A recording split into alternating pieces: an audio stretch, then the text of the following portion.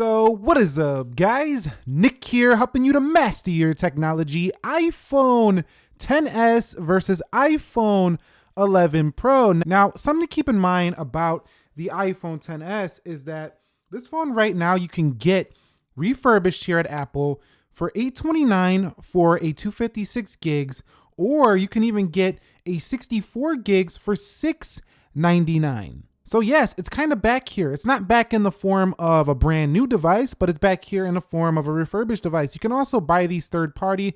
A lot of people don't like to do that, but you could find a maybe even better deal on the XS. Now the 11 Pro is still Apple's latest phone, so of course you're gonna pay full price for this one, starting at $999 for a 64 gig. So from a storage standpoint, right from the start, the XS is gonna be the way to go. Okay, so which one should you buy in terms of the body? Well, they're both pretty similar. You can see they look basically identical from the sides, the tops, and the bottoms of the devices. It's where they get different is around back. You can see right here, glass material, kind of a square camera bump here.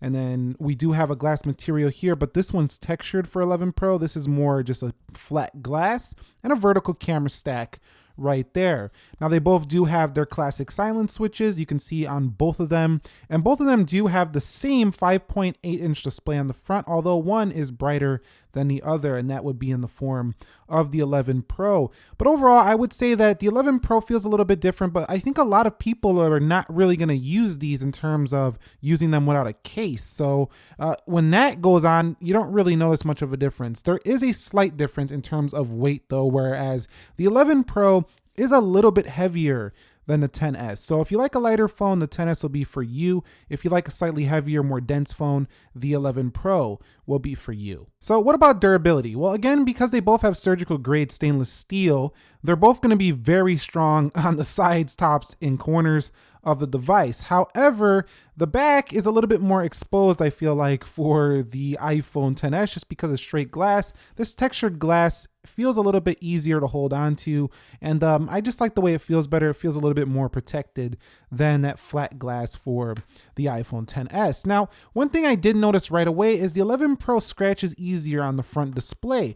And so what that means is that if you're looking for one of these phones, go with the XS if you're not going to use a screen protector. If you're going to get the 11 Pro, I would recommend getting a screen protector. In conclusion, they basically both feel about as durable as both, and they're both going to be IP68 dust and water resistance, but the 11 Pro might be able to last just a little bit longer if it is submerged in water, but I don't know why you would do that. So let's talk about displays. They're both 5.8-inch Super Retinas. This one's a Super Retina XDR on the iPhone 11 Pro. All that really means is that it's brighter and it's maybe slightly more accurate.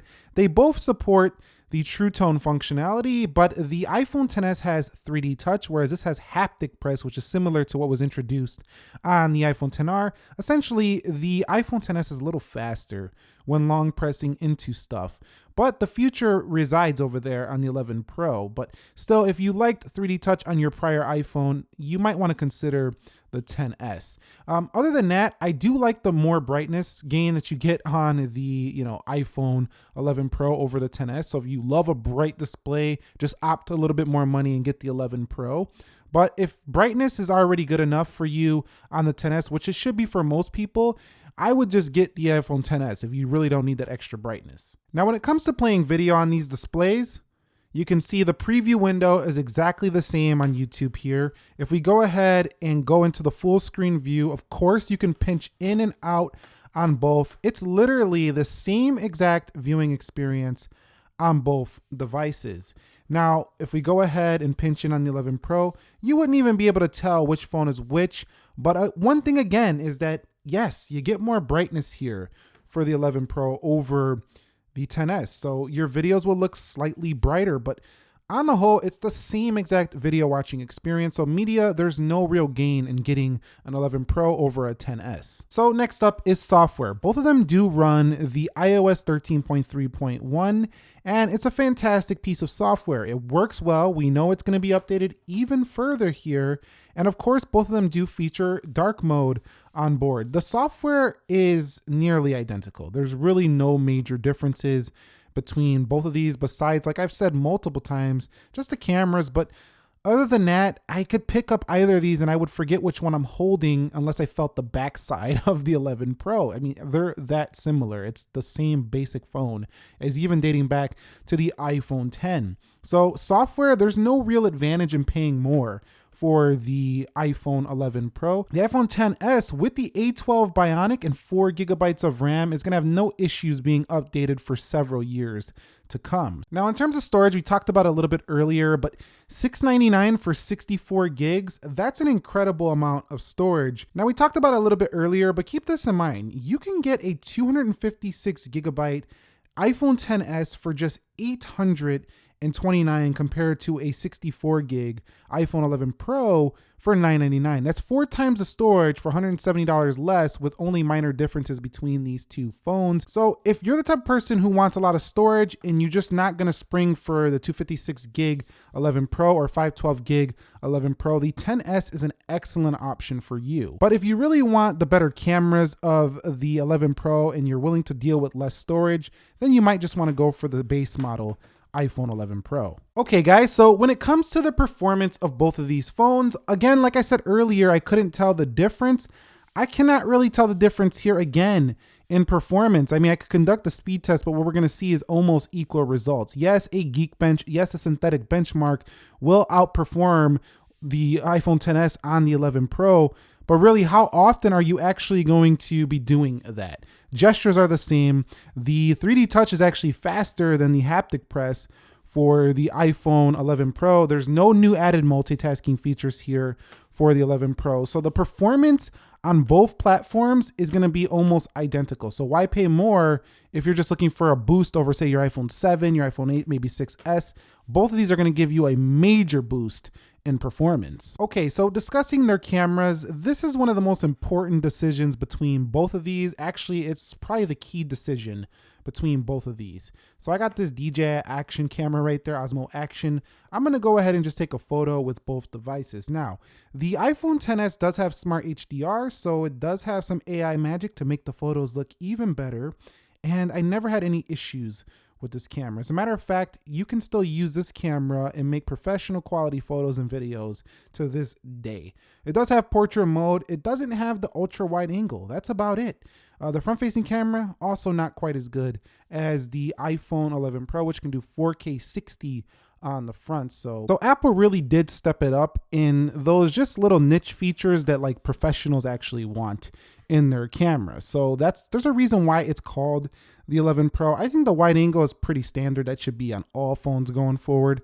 But in terms of the Pro features, you have the ability to change your aspect ratios. You have this like nice zooming feature that tells you the millimeters of the lens. I mean, this is stuff pros care about. So it really does make sense here. But at the same time, you have a nice night mode in this camera, and also the video functionality is able to be tweaked right here in camera settings. So overall, yes, you get better photo quality, you get better front facing quality. You got the slow fees on here if you want to do that. But on the whole, seriously, the XS is a seriously good camera still. So you have to know yourself enough to know how much are you actually going to benefit from having a Pro camera. If I was not making YouTube videos and doing social media, I would probably not be buying an 11 Pro at the extra money, because the XS can do basically what the average person needs, even more than what the average person needs. So just weigh how important is the camera to you. And if it's extremely important, like on a really high importance level, then you're just gonna have to get the 11 Pro, or you're gonna be unsatisfied with the XS. And you're not gonna be unsatisfied because of the XS cameras being bad. They're not bad. You're gonna be unsatisfied because you're gonna see advertisements. You're gonna know that the iPhone 11 Pro exists, and you're gonna know you just plumped down $800, and if you would have paid a little bit more, you could have had a wide angle. You're just gonna know this if you care a lot about cameras. A lot of people like to simplify these comparisons just down to, oh, it's just the battery is better on the 11 Pro. It's just the camera, just those two things. But when we talk about the battery, it's all relative to your usage. For me, I'm more of a productivity focused person. So I'm out doing things, I'm making videos, I'm doing things like that. And so I'm not on my phone constantly, but I do hammer on it some days. And even on the days I hammered on it, the XS was able to get me through the day. Now I was finishing with like 21% on the phone, whereas the 11 Pro, I can stretch into 2 days with this phone. But again, it's going to be relative to your usage, how important this factor of battery life is. If you're gonna keep a phone a long time, like one of these, 5 years, having the better battery is of course gonna be better. The health should hold on longer for the 11 Pro as well. So let's have a look at the audio performance on both. Now, Apple has claimed to put Dolby Atmos on the 11 Pro, so let's have a listen here. First, we'll begin with the iPhone XS. iPhone 10 versus iPhone 11 Pro. Should you upgrade? Now, I've had both of these for quite some time, and I want to kind of give you an owner. And now we'll have a listen to the iPhone 11 Pro.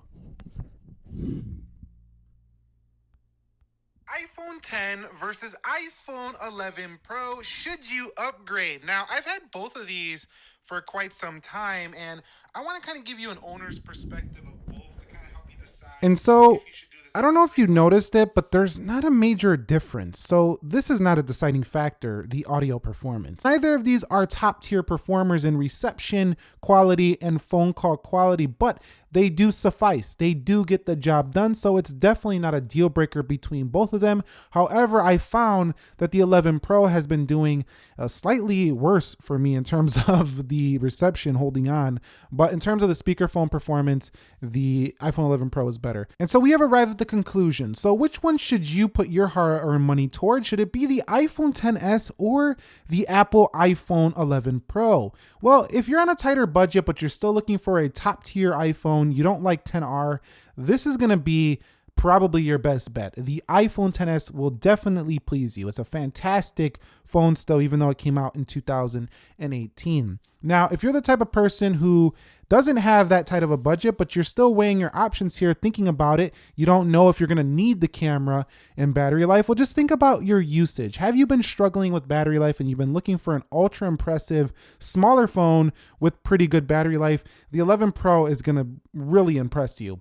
If you're looking for the most camera prowess performance you can get in the smallest package available today and current, it gives you the most well-rounded camera package on the smallest hardware today, at least as of the recording of this video. The apps for editing photos and videos are unmatched. The actual camera video performance is pretty much unmatched. You can make a serious statement with your work that you can produce out of these cameras right here. As a resale proposition, both of them should hold on pretty well with their values. Anyway, thumbs up if you enjoyed it. If you have any more questions, drop them down below in the comment section of this video. Nick here helping you to master your technology. Thank you very much for watching. I will catch you all in the next episode. Be sure to be well and peace.